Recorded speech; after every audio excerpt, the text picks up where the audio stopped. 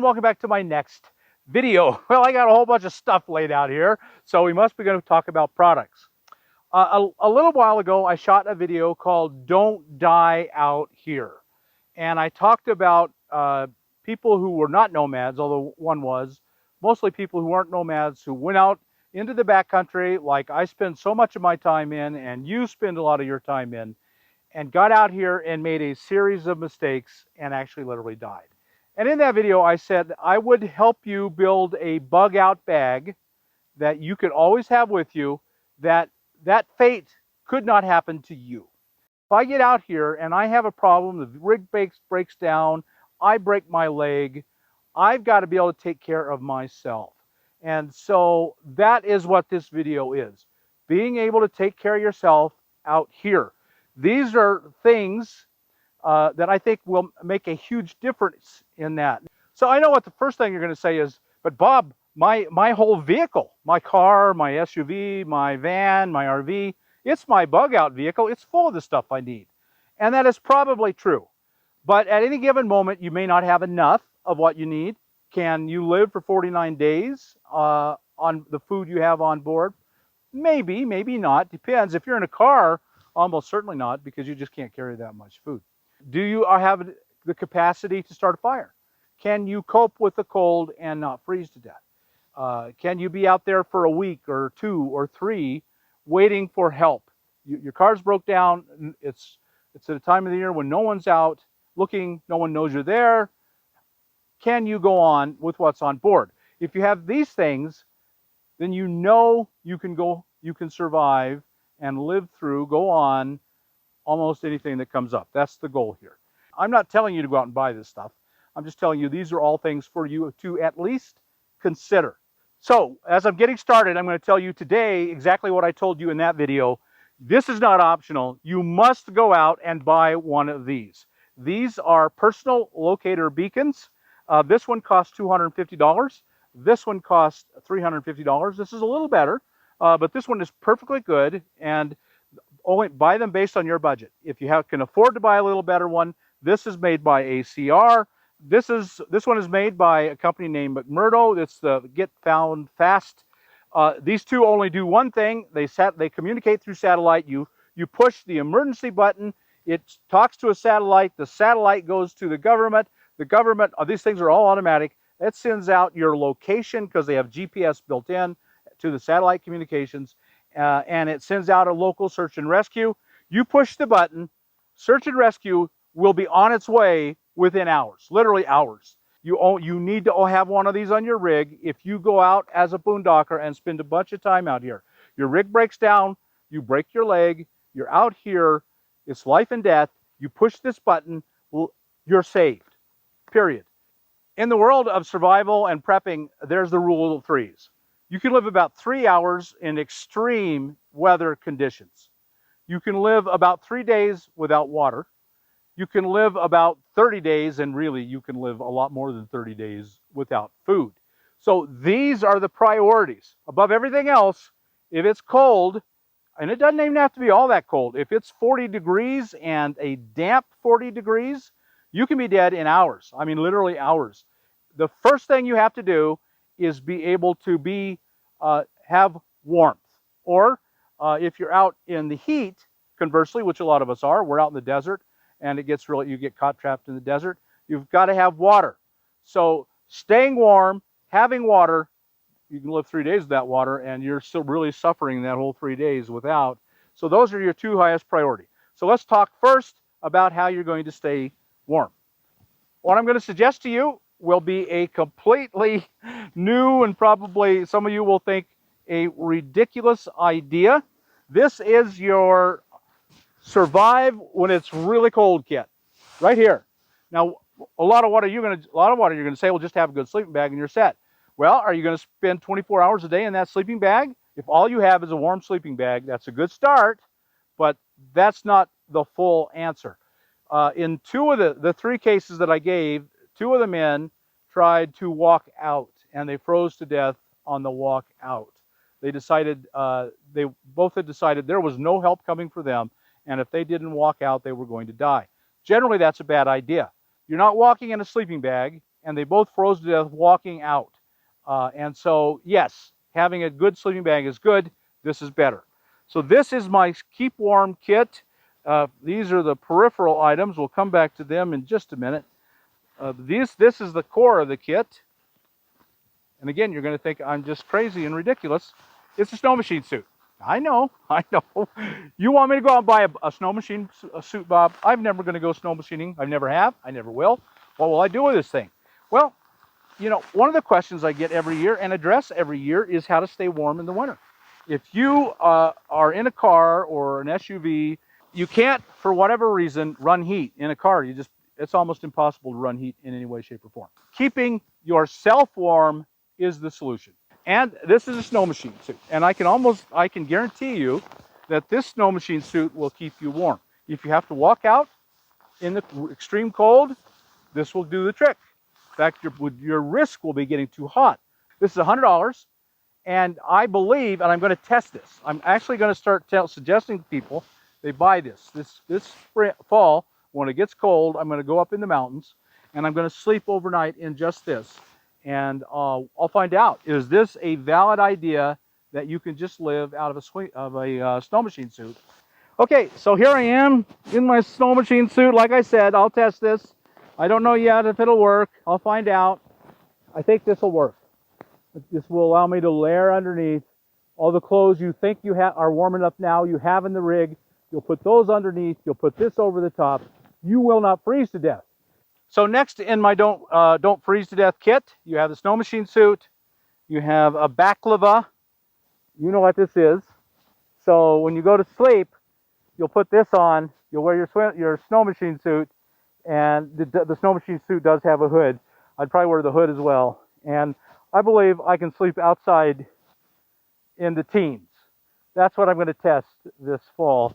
Can I dress this way and sleep outside? We'll find out. Next, your feet are super important. I would carry 2 extra pair of heavy boot wool socks. This one pair I would only wear to bed and never any other time. I'd put them on I'd dry my feet. Before bed, I would take my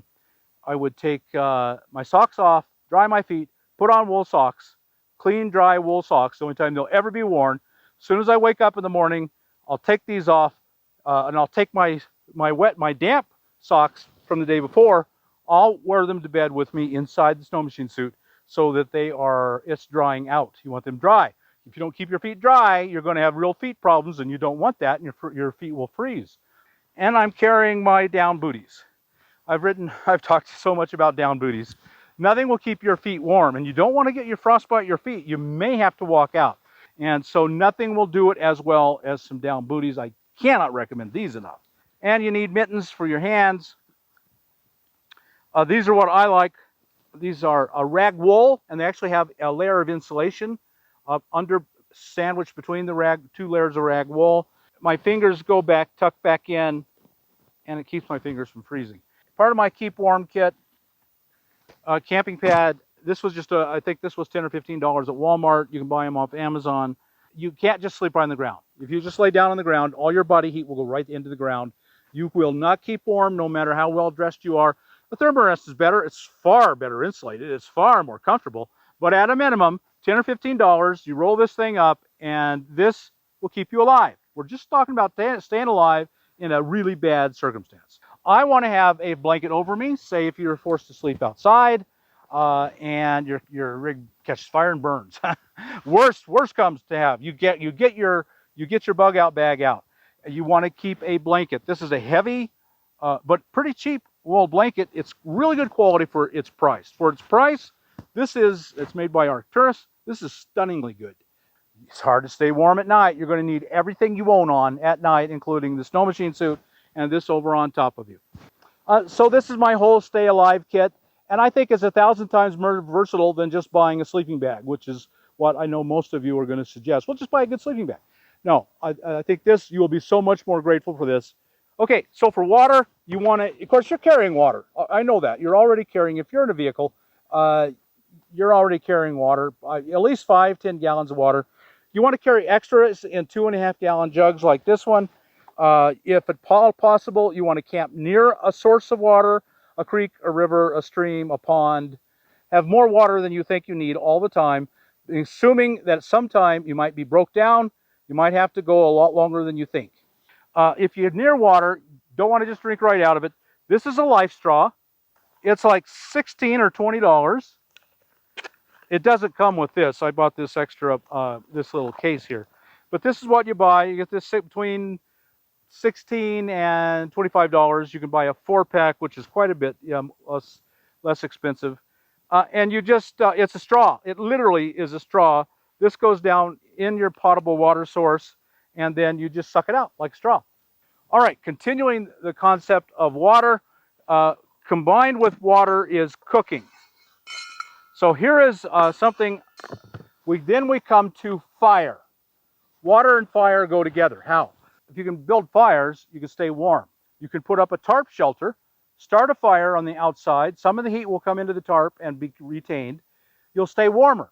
So, and fire is a signal. If you're out here and you're in trouble, if you start a fire, there's a very good chance someone, at least a possibility, that someone will see the smoke, the fire, and come looking. If rescuers are out, search and rescue is out, that's really, really good to build a fire. One of the most important things you can do. Starting a fire and the ability to start fire, it's mentally comforting, it's physically comforting, you're less likely to freeze to death. You can boil your water and you won't get giardia, beaver fever, and die of dehydration. But now, what are you going to do with your water? Let's start, we're still back on water. Okay, so for water, you want a 1 quart. This is made by Nalgene, the famous Nalgene, and it's a 1 quart stainless steel single wall. Can't be double wall.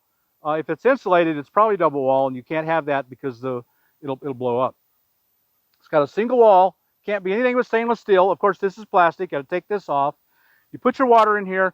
You can literally set this right in the fire. You build a fire. You put this in it, right in the coals, and it'll boil water really, really, really fast. And then once you take this out of the water, let it cool, and then you've got good, safe, potable water. And this goes right inside here, so it takes up no extra room.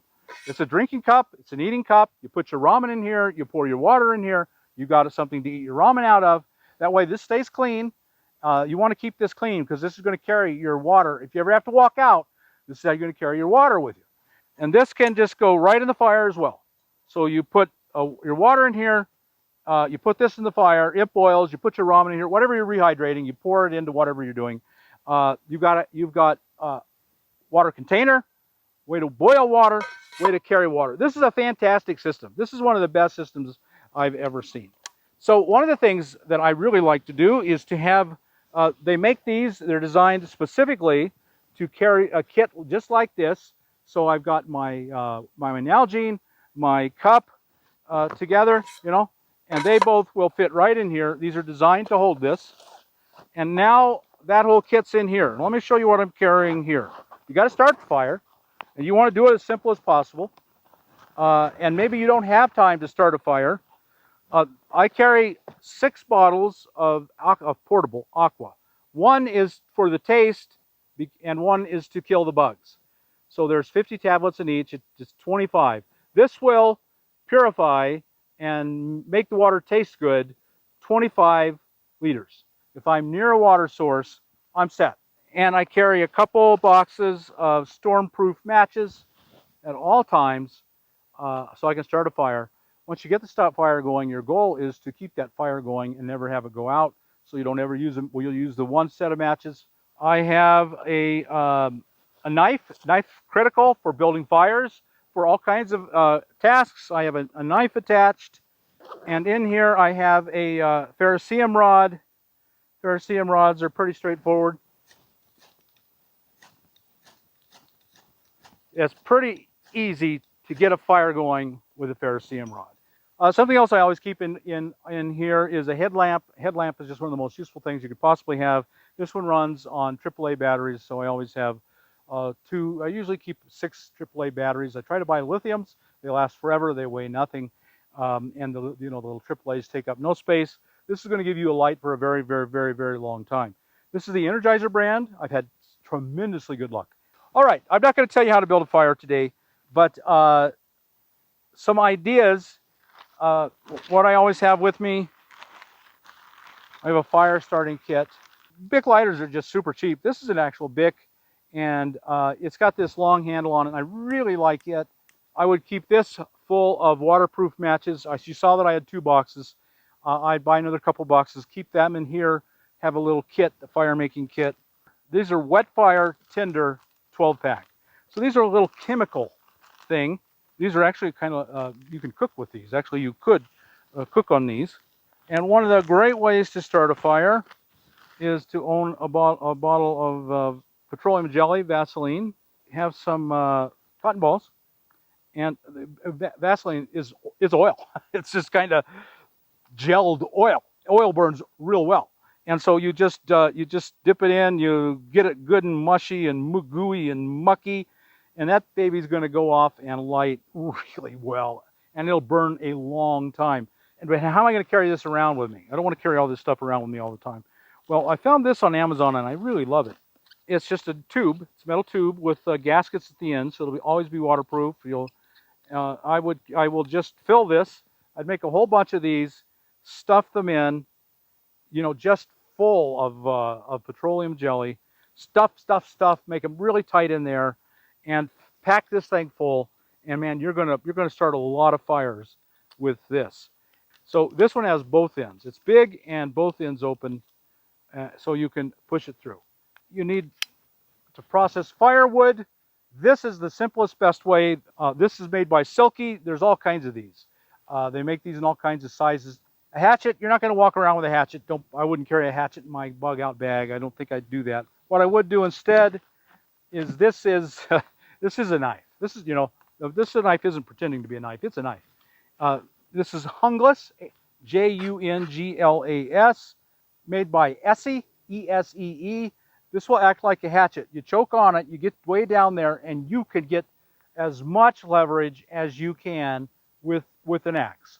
So, folks, I talked a lot in this video, so we're probably going to have to cut it into 2 videos. We're going to stop here. So we're going to stop on this video, and then we'll start on a part 2 coming up. But at the end of this video, let me ask you, of everything you've heard so far, did anything resonate with you particularly? You think, I need that in my rig. I'd like that and that and that thing, or all these things, or how many things? What made sense to you, and you will go out and take action on, or maybe start saving towards. So I'd love to hear from you. Leave a comment down below. Tell me what you liked, what resonated with you, and what you will go out and actually purchase and spend your money on. I'd love to know. So folks, I hope you got something out of this video. If you did, like us on YouTube, subscribe to the channel, hit that thumbs up button.